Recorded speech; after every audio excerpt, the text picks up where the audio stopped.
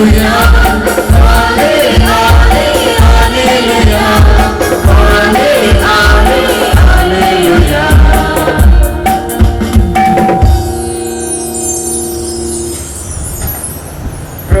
आप लोगों के साथ हो।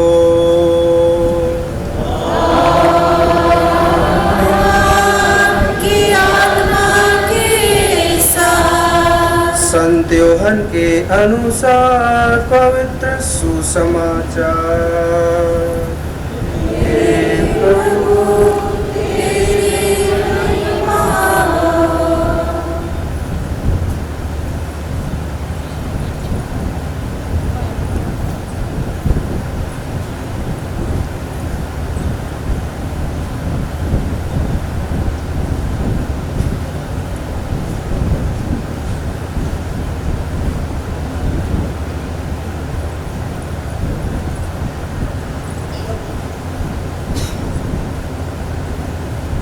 अध्याय 15 पद संख्याएं 9 से 17 तक। जिस प्रकार पिता ने मुझको प्यार किया है, उसी प्रकार मैंने भी तुम लोगों को प्यार किया है। तुम मेरे प्रेम में दृढ़ बने रहो।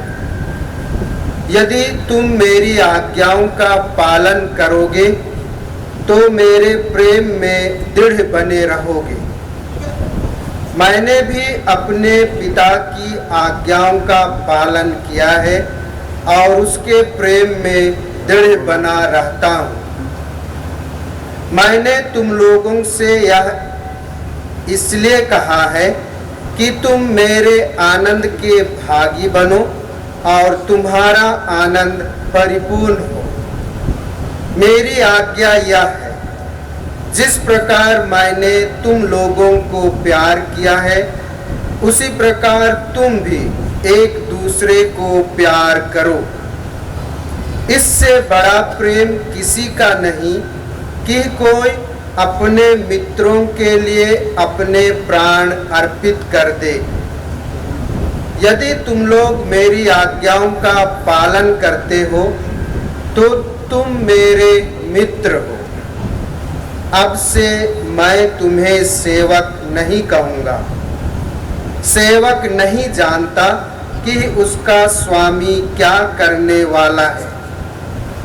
मैंने तुम्हें मित्र कहा है, क्योंकि मैंने अपने पिता से जो कुछ सुना वह सब तुम्हें बता दिया है।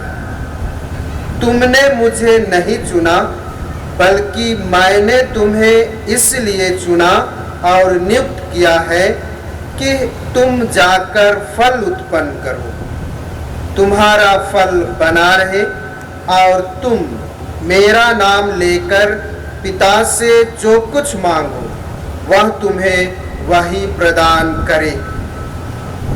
मैं तुम लोगों को यह आज्ञा देता हूँ, एक दूसरे को प्यार करो। प्रभु का पवित्र सुसमाचार। हे ख्रिस्त तेरी स्तुति हो।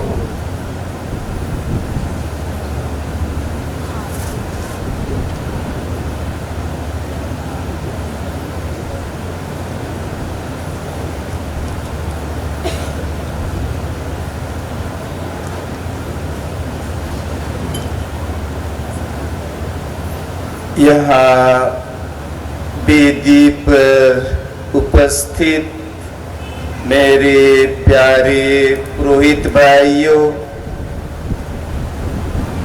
धर्म बहने,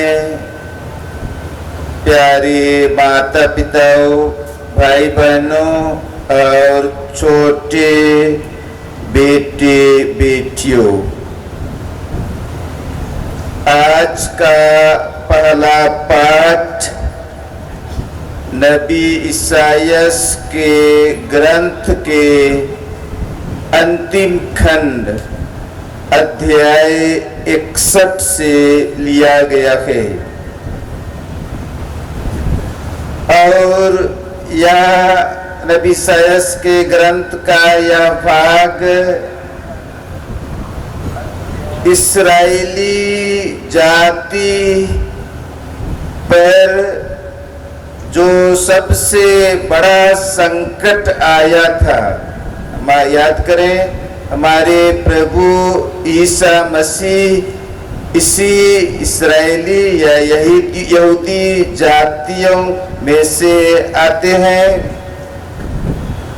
और यह उनकी सबसे बड़ी दुर्दशा से संबंधित है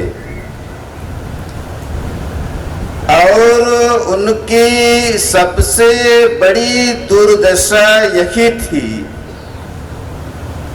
कि हमारे ईसा मसीह के लगभग 600 वर्ष पूर्व जब उन पर आक्रमण किया गया इस्राएलियों पर, तो उनकी बहुत बुरी तरह हार हो गई थी। उनका सब कुछ लुट गया था और उनकी इतनी करारी हार हुई थी कि उन पर आक्रमण करने वाले राजा ने, चूंकि उनमें प्रतिकार करने की कुछ भी शक्ति नहीं रही गई थी, इसलिए सारे यहूदियों के पुरुष वर्ग को अपने देश से निर्वासित कर दिया गया और दूर बबीलोन ले जाया गया। उन दिनों इस तरह की घटना आम बात होती थी। इस निर्वासन की सबसे बड़ा दर्द यही था कि जब वे हाथों पर जंजीरें लगाकर परदेश ले जाए जाते थे तो उन्हें रात के समय अनजान रास्तों से ले जाया जाता था और इस तरह ले जाया जाता था कि उनको कुछ भी मालूम ना पड़े कि वे किस दिशा में जा रहे हैं और कहाँ जा रहे हैं। और इस तरह की लंबी दुखदाई यात्रा करने के बाद वे किसी अनजान जगहों पर बसा दिए जाते थे और उनको कुछ पता नहीं होता था कि वे दुनिया के किस छोर पर हैं, अनजान प्रदेश में, वहाँ की भाषा नहीं जानते थे, वहाँ के लोगों से परिचित नहीं थे, अपना देश किधर है, हमारा देश किधर है, वो तक उनको मालूम नहीं होता था। और उस कठिन परिस्थितियों में उनको कठिन परिश्रम करने के लिए, बेग बेटारी करने के लिए, दूसरों का दास बनकर जीवन यापन करने के लिए छोड़ दिया जाता था। तो नबी इसायास के ग्रंथ से हमने जो पाठ पढ़ा है, इसी तरह की दुर्दशा में पड़े हुए लोगों के लिए है। कई वर्षों के बाद, लंबे कई पीढ़ियों के गुजरने के बाद इस्राएली बाबिलोन के निर्वासन से लौटे तो उनकी दुर्दशा दूसरी यही थी कि लौटने पर पाया उन्होंने कि अपने स्वदेश में भी उनके लिए उनका कुछ भी बचा नहीं रह गया है, सब कुछ नष्ट कर दिया गया था। और उसी समय उनकी पीड़ा को देख करके नबी इसायास अपने मिशन के बारे में उल्लेख करते हुए कहते हैं, जिसने हमें सुना, प्रभु का आत्मा मुझ पर छाया रहता है क्योंकि उसने मेरा अभिषेक किया है। उसने भेजा है कि मैं दरिद्रों को सुसमाचार सुनाऊं। वे दरिद्र थे, उनके पास कुछ नहीं रह गया था, प्रदेश से लौट के आए थे कितने वर्षों के बाद, इसलिए वे दरिद्र थे। मैं दरिद्रों को सुसमाचार सुनाऊं। वे दुखी थे, इसलिए वे कहते हैं दुखियों को ढाढ़स बंधाऊं, बंदियों को छुटकारे का और कैदियों को मुक्ति का संदेश सुनाऊं। प्रभु के अनुग्रह का वर्ष घोषित करूं। और अंत में वे कहते हैं राग के बदले उन्हें मुकुट पहनाऊं, शोक वस्त्रों के बदले आनंद का तेल प्रदान करूं और निराशा के बदले स्तुति की चादर उड़ाऊं। प्यारे भाइयों और बहनों, नबी ईसायास से लिए गए इस पाठ का या इन शब्दों का विशेष महत्व इस बात में भी है कि जब हमारे प्रभु ईसा मसीह ने अपने मिशन को, अपने सेवकाई के कार्यों को शुरू किया तो उन्होंने इन्हीं शब्दों के साथ किया था। संत लूकस के सुसमाचार अध्याय 4 पद संख्या 16 से 20 में हम इसे पाते हैं। बिल्कुल वही के वही शब्द प्रभु यीशु इन्हीं शब्दों का प्रयोग करते हैं। प्रभु का आत्मा मुझ पर छाया रहता है क्योंकि उसने मेरा अभिषेक किया है। उसने मुझे भेजा है कि मैं दरिद्रों को सुसमाचार सुनाऊं, दुखियों को ढाढ़स बंधाऊं, बंदियों को छुटकारे का और कैदियों को मुक्ति का संदेश सुनाऊं। प्यारे भाइयों और बहनों, जो इस तरह की पीड़ाओं में, इन तरह के कष्टों में है, उसकी हम कल्पना कर सकते हैं। अभी हमारे भारत देश में पिछले 55 दिनों से मणिपुर में एक क्रूर हिंसा का दौर चल रहा है। कहा जाता है कि लगभग 50-55 हजार लोग राहत शिविरों में रह रहे हैं।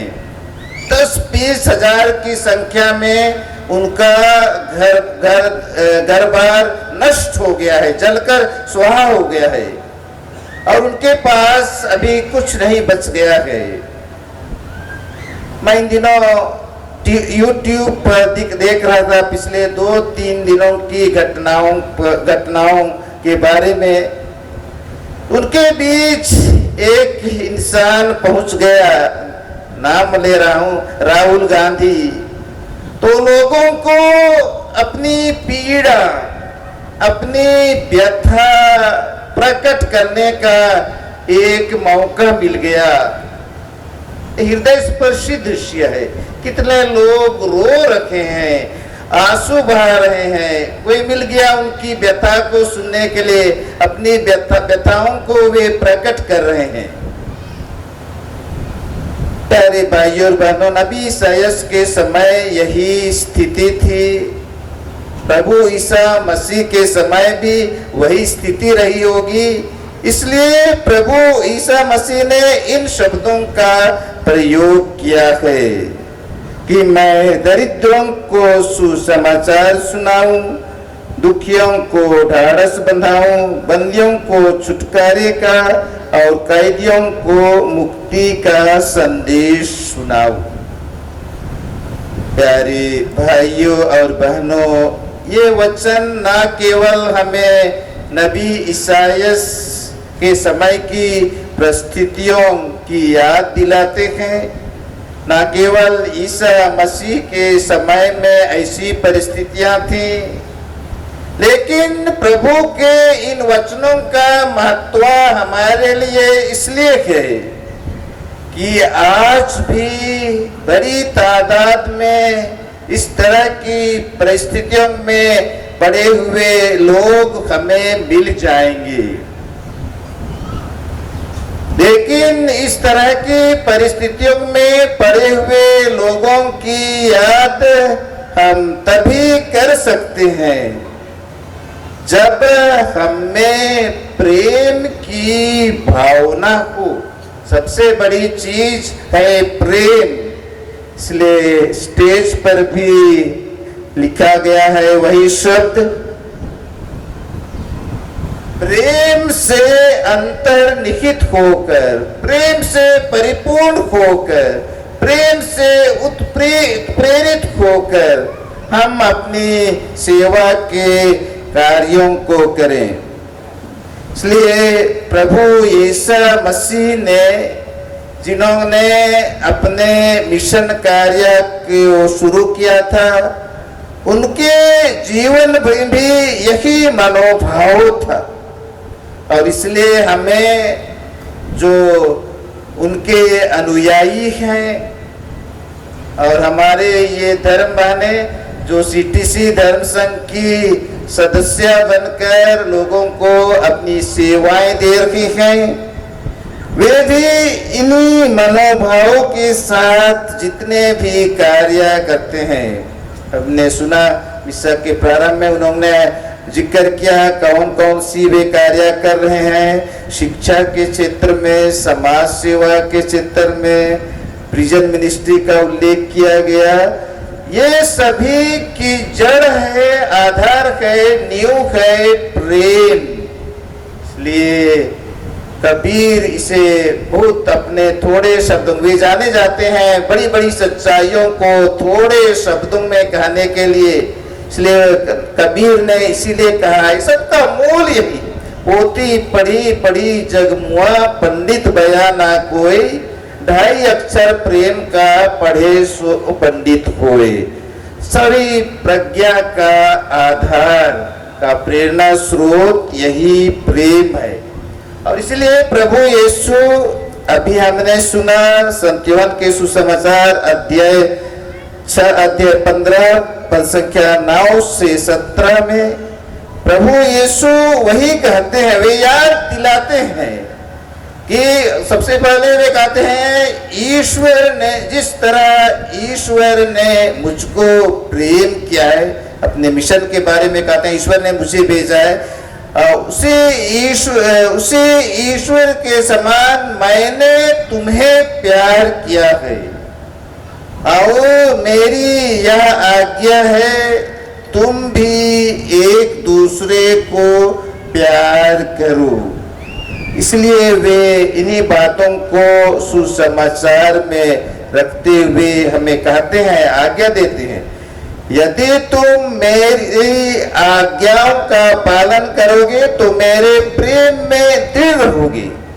और अंत में कहते हैं उसकी आज्ञा क्या है, मेरी आज्ञा यह है जिस प्रकार मैंने तुम लोगों को प्यार किया है उसी प्रकार तुम भी एक दूसरे को प्यार करो।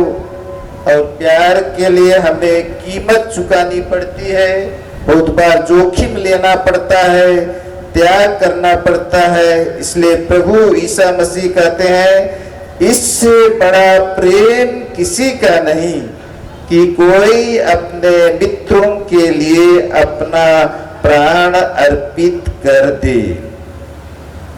प्यारे भाइयों और बहनों, आज का जो दूसरा पाठ हमने एफेसियों के नाम संत पौलुस के पत्र से लिखा है, वह भी इसी बात का हमारे लिए उल्लेख करता है।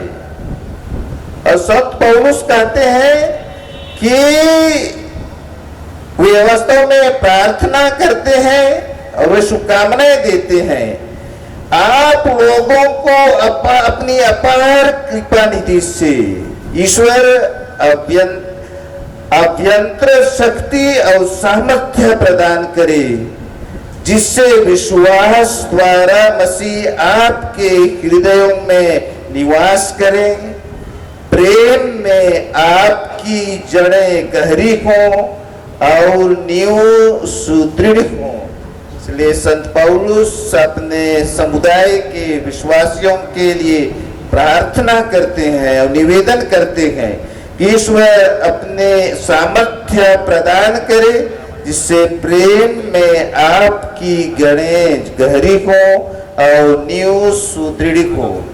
इसलिए प्यारे भाइयों और बहनों, हम आज याद करें, हम जो भी सेवा के कार्य करते हैं, किसी भी क्षेत्र में, सभी क्षेत्रों में इसके लिए बहुत संभावनाएं हैं। हम समाज सेवा के कार्य कर सकते हैं, हम शिक्षा के लिए काम कर सकते हैं, हम स्वास्थ्य के क्षेत्र में काम करते हैं, अपार संभावनाएं हैं। लेकिन सबसे बड़ी, सबसे महत्वपूर्ण चीज यही है कि हमारी जड़ें प्रेम में हमारी जड़ें गहरी हों, और तभी हमारे सभी सेवा के कार्य ज्यादा अर्थपूर्ण हो जाते हैं। स्वयं हमारे ईसा मसीह इसी मनोभाव से प्रेरित थे और सभी महान कार्य किए। उन्होंने अपना प्राण दे दिया। इसलिए जिस तरह संत पौलुस अपने विश्वासियों के लिए प्रार्थना करते हैं, हम स्वयं अपने लिए प्रार्थना करें कि हम प्रत्येक व्यक्ति, हम दूसरों के लिए, सेवा के लिए, प्रेम के लिए समर्पित हो जाएं।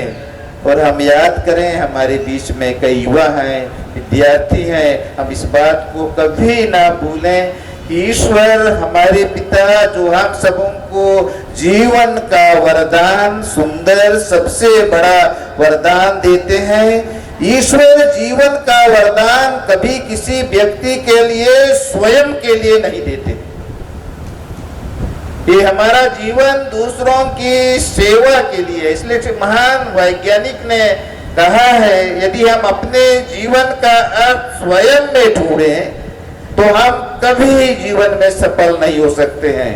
हम स्वार्थी बन जाएंगे, हमारा जीवन हमारे लिए सार्थक नहीं रह जाएगा। इसलिए हमें अपने जीवन का अर्थ हमारे बाहर ढूंढना चाहिए, दूसरों में, देश में, समाज में, समुदाय में, लोगों के बीच जिन्हें हमारी सेवा की जरूरत है। जैसे मैंने कहा, ऐसे नबी ईसाइयास के समय जैसी परिस्थितियां थी, हमारे प्रभु ईसा मसीह के समय जैसी परिस्थितियां थी, वैसे आज भी है। हम इन्हीं मनोभाव से प्रेरित होकर हम अपने अपने जीवन में सेवा कार्य के लिए आगे बढ़ें। और जैसे संत पौलुस ने प्रार्थना की है अपने लोगों के लिए कि ईश्वर आपको सामर्थ्य प्रदान करे, कि प्रेम में आपकी जड़ें गहरी और नींव सुदृढ़ हो। हम विशेष रूप से सीटीसी धर्म बहनों के लिए, धर्म संघ की सभी धर्म बहनों के लिए जो विभिन्न जगहों में अपनी सेवाएं प्रदान कर रही हैं, और विशेष रूप से यहाँ रायगढ़ में रहकर शिक्षा के लिए काम कर रही हैं तथा दूसरे क्षेत्र में काम कर रही हैं, उनके लिए विशेष प्रार्थना करें कि ईश्वर उन्हें वही सामर्थ्य, वही प्रेम की वही मनोभावना प्रदान करे, जिससे वे अधिक से अधिक लोगों को और इन्हीं मनोभावों से परिपूर्ण होकर सेवाएं दे सकें स्वयं, और वे अधिक से अधिक लोगों को इस तरह की सेवा देने के लिए प्रेरित कर सकें। वो बड़ी बात है। शिक्षा की यही सुंदरता है कि हम जो जीवन जीते हैं, वैसे जीवन जीने के लिए कई सारे छोटे लोगों को हम प्रेरित कर सकते हैं, उन्हें मार्ग दिखा सकते हैं। हमारी धर्म माने ऐसा करने में सफल हो सकें, उसके लिए हम ईश्वर से प्रार्थना करें।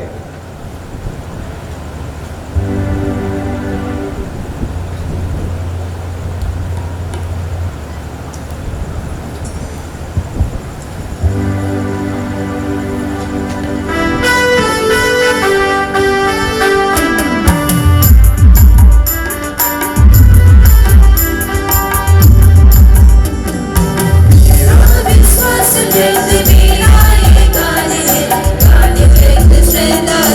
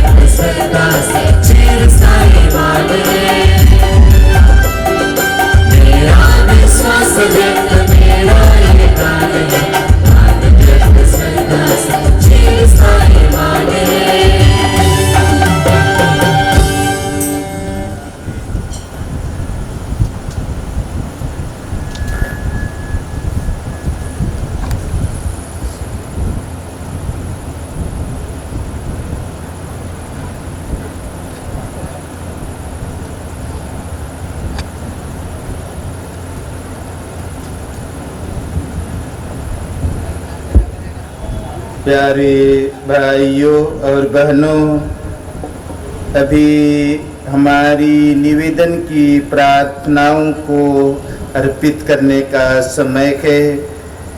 निवेदन की इस प्रार्थना में न केवल हम स्वयं की आवश्यकताओं के लिए प्रार्थना करें, हमारे पूरे विश्व के लिए, संपूर्ण कलीसिया के लिए, हमारे देश के लिए, सबों के लिए पूर्ण इस भरोसे के साथ ईश्वर हमारे पिता को हमारे कि वे कलीसिया के मिशन को दृढ़ता पूर्वक आगे ले जाकर हमारा मार्गदर्शन प्रदान करें। इसके लिए हम पिता ईश्वर से प्रार्थना करें। पिता हमारी विनती हमारी अर्जी तू सुन ले। हे पिता हमारी विनती हमारी अर्जी तू सुन ले। बच्चों के लिए प्रार्थना कर रहे हैं। हम हमारे बच्चों को अज्ञानता के अंधेरे से ज्ञान की ज्योति की ओर ले जाना चाहते हैं। हे पिता ईश्वर, इस अद्भुत कार्य के लिए हम आपसे विनती करते हैं, आप इन्हें प्रचुर आशीर्वाद प्रदान करने की कृपा कर। इसके लिए हम पिता ईश्वर से प्रार्थना करें। पिता हमारी विनती हमारी अर्जी तू सुन ले। पिता हमारी विनती हमारी अर्जी तू सुन ले। नवक और ज्योति। हे प्रभु, हम सीटीसी संस्था के लिए आपको धन्यवाद देते हैं। आपने हमें निरंतर 25 वर्षों से इस रायगढ़ धर्म प्रांत में अपने अनगिनत कृपाएं और आशीर्वाद से भर दिए हैं। जिस तरह नमक और ज्योति मनुष्य के लिए बहुत उपयोगी है, हम हमारे भाई बहनों की प्रमुख आवश्यकता ज्ञान की ज्योति को बढ़ा सकें। आज हम हमारे संस्था की प्रोविंशियल सुपीरियर सिस्टर जया सभी दर बहनों के लिए प्रार्थना करते हैं, वे आगे भी इस सेवा कार्य को भली भांति कर सकें। इसके लिए हम पिता ईश्वर से प्रार्थना करें। पिता हमारी विनती हमारी अर्जी तू सुन ले। पिता हम हमारे नेताओं के लिए प्रार्थना करते हैं कि वे अपने कर्तव्यों का श्रद्धापूर्वक तथा भय या पक्षपात, अनुराग या द्वेष के बिना सभी प्रकार के लोगों के प्रति संविधान और विधि के अनुसार न्याय करें। इसके लिए हम पिता ईश्वर से प्रार्थना करें। पिता हमारी विनती हमारी अर्जी तू सुन ले। पिता हमारी विनती।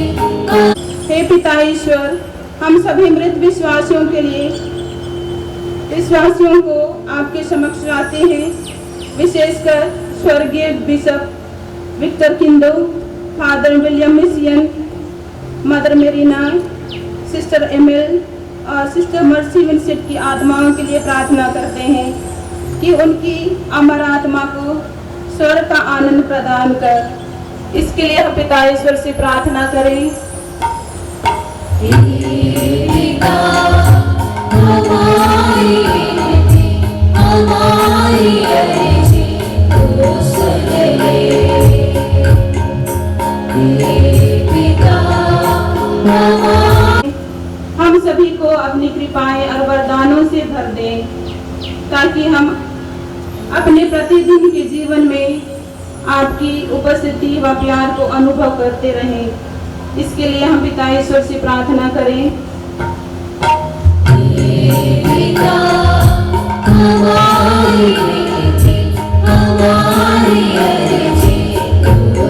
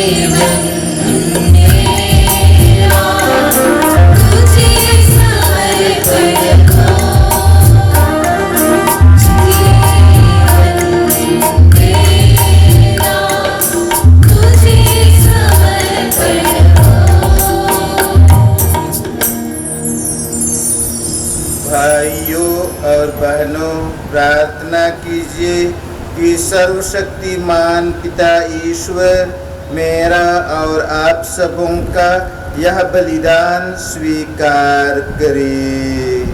प्रभु अपने नाम की स्तुति तथा महिमा के लिए और हमारे तथा अपने समस्त पवित्र कलीसिया के लाभ के लिए आपके हाथों से यह बलिदान ग्रहण करें। हे प्रभु, तेरे उपहारों के बदले हम तुझे यह स्तुति बलि चढ़ाते हैं। ऐसी कृपा कर कि जो कुछ तूने हम अयोग्य भक्तों को दिया है उसका उपयोग हम तेरी महिमा और लोगों की सेवा के लिए करें। यह दीन याचना सुन ले हमारे प्रभु ख्रीस्त के द्वारा।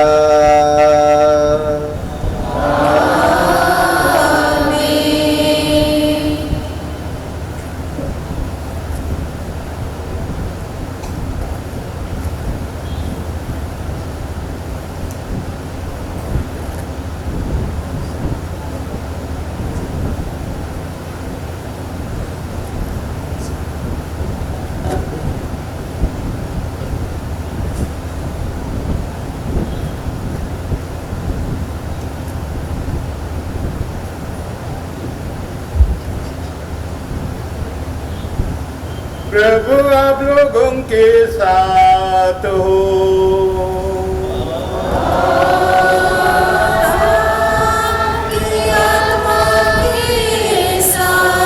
प्रभु में मन लगाइए।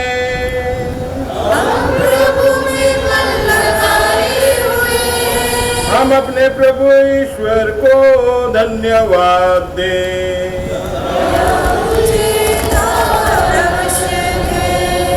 हे प्रभु पवित्र पिता सर्वशक्तिमान और शाश्वत ईश्वर, यह वास्तव में उचित और न्याय संगत है, हमारा कर्तव्य तथा कल्याण है कि हम सदा और सर्वत्र तुझे धन्यवाद दें।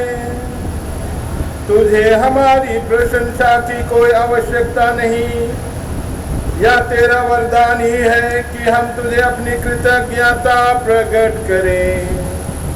हमारी स्तुति गान तेरी महिमा की वृद्धि नहीं करते, बल्कि हमारे प्रभु यीशु ख्रीस्त के द्वारा हमारी मुक्ति में सहायक सिद्ध होते हैं। इसलिए स्वर्गदूतों की मंडली के स्वर में स्वर मिलाकर आनंद की उमंग में हम तेरा स्तुति गान करते हैं।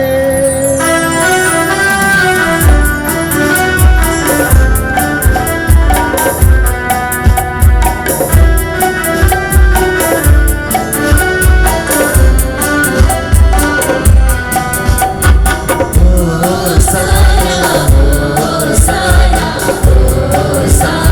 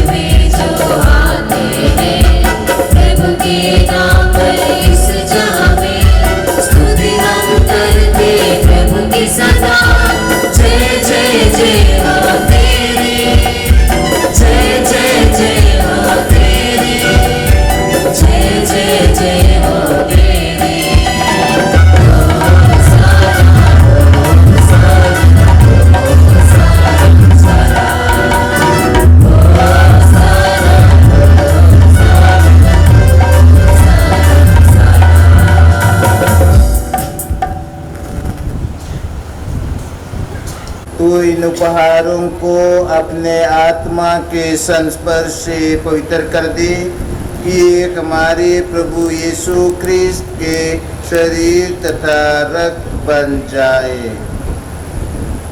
जब वे स्वेच्छा से मृत्यु के लिए सौंपे गए, उन्होंने रोटी ली, तुझे धन्यवाद दिया और रोटी तोड़कर उसे अपने शिष्यों को देते हुए कहा, तुम सब इसे लो और इसमें से खाओ, क्योंकि यह मेरा शरीर है जो तुम्हारे लिए बलि चढ़ाया जाएगा।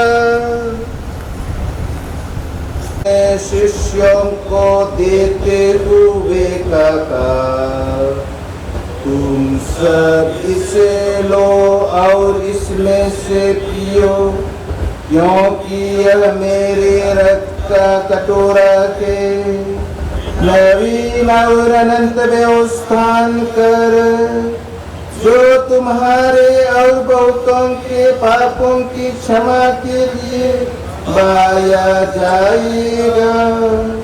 तुम मेरी स्मृति में याद करो।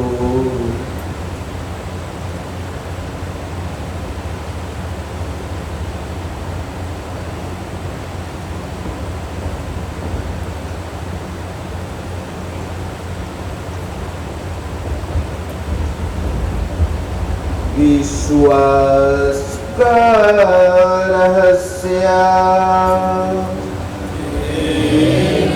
भगवान तेरी मृत्यु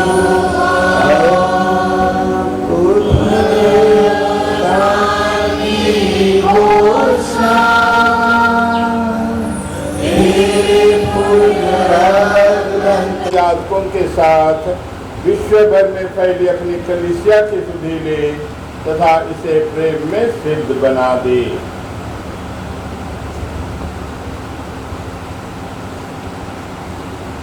हमारे उन भाई बहनों की भी सुधि ले जो पुनरुत्थान की आशा में परलोक सिधार चुके हैं। उन्हें हम सभी मृतकों को अपने दर्शन का सौभाग्य प्रदान कर। हम सब पर दया दृष्टि डाल कि हम भी अनंत जीवन के सहभागी बने और ईश्वर की माता धन्य कुमारी मरियम, उनके वर धन्य योसेफ, धन्य प्रेरितों तथा सब संतों के साथ जो युग युग में तेरे प्रति विश्वस्त बने रहे, तेरी स्तुति और महिमा कर सके, तेरे पुत्र यीशु क्रिस्त के द्वारा।